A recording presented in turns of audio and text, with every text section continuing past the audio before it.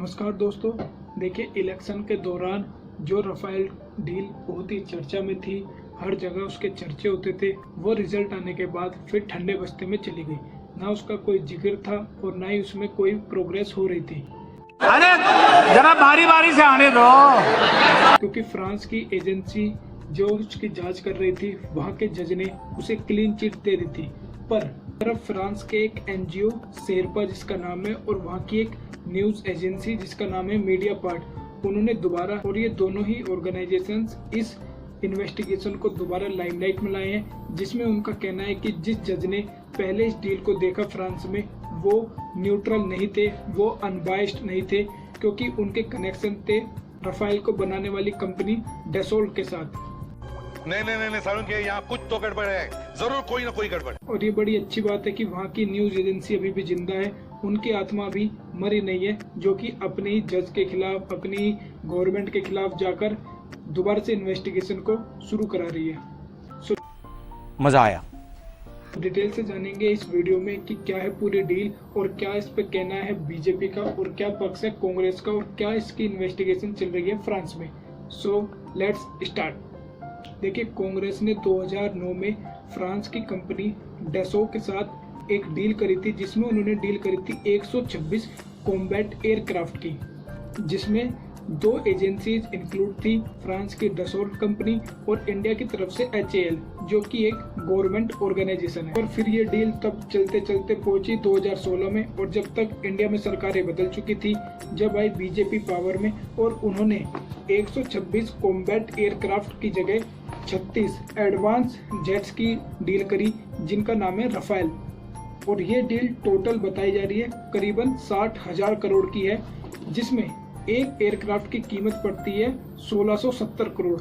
और यही कांग्रेस का सबसे बड़ा एलिगेशन है। उन्होंने कहा कि जहां हम एक एयरक्राफ्ट 526 करोड़ में कर ला रहे थे और उसमें भी एक गवर्नमेंट कंपनी इन्वॉल्व थी HAL, वहीं अब बीजेपी एक एयरक्राफ्ट 1670 करोड़ यानी कि 3 गुने दाम में ला रही है। और उसमें सबसे बड़ा उनका इशू है कि उन्होंने HAL गवर्नमेंट कंपनी को हटाकर उसमें रिलायंस, जो कि अनिल अंबानी की है, उसको बीच में लाए हैं। अब ये डील रिलायंस और डसो के बीच में हो रही है, इंडिया और फ्रांस की तरफ से। और एक और एलिगेशन कांग्रेस ने लगाया कि जब उन्होंने ये डील करी थी तो इसमें एक एंटी करप्शन क्लोज था पूरी डील में, जो कि बीजेपी ने अपनी डील से हटा दिया, इसलिए इसकी करप्शन की जांच पर उनको शक है। हालांकि इंडिया को राफेल जैसे एडवांस जेट्स की बहुत जरूरत है हमारे डिफेंस के लिए, हमारे होस्टाइल नेशंस को, कंट्रीज को टैकल करने के लिए। और इसमें अब वहाँ के एनजीओ और न्यूज एजेंसी का दावा है कि सबसे बड़ा घोटाला हुआ है मिडलमैन का, जिसमें कि फ्रांस की कंपनी ने एक इंडियन मिडलमैन जिसका नाम है सुसेन गुप्ता, उनको लाखों रुपए दिए हैं इस डील को क्रैक करवाने के लिए। सुसेन गुप्ता का ट्रैक रिकॉर्ड पहले से भी बहुत खराब है, क्योंकि वो पहले से ही उन पे एक केस चल रहा है VVIP हेलीकॉप्टर स्कैम के मामले में। इस पूरी जांच को जो फ्रांस की एजेंसी देख रही है उसका नाम है नेशनल फाइनेंशियल प्रोसिक्यूटर्स ऑफिस, जो कि पूरी तरह से अब उन्होंने जज को चेंज कर दिया है। और न्यू जज, जो कि बहुत तरह से न्यूट्रल माने जा रहे हैं, वो इस पूरे मैटर को फ्रांस में जांच करेंगे। और इंडिया में अपोजिशन का कहना है कि वो एक JPC की डिमांड करते हैं, यानी कि जॉइंट पार्लियामेंट्री कमेटी, जिसमें कि दूध का दूध और पानी का पानी हो जाएगा, जिसमें कि दोनों पार्टीज के मेंबर इंक्लूड होकर निष्पक्ष जांच कर पाएंगे और जितने भी फैक्ट्स है, जो भी सच्चाई है, वो देश के सामने आ सकेगी। और JPC कोई नई चीज नहीं है इंडिया के लिए।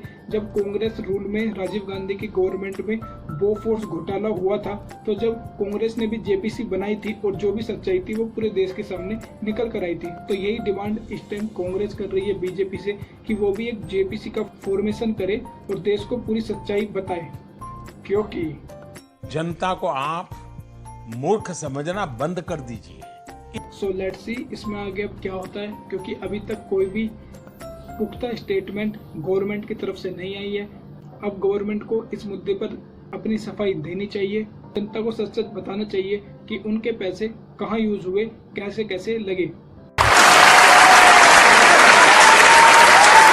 So that's it.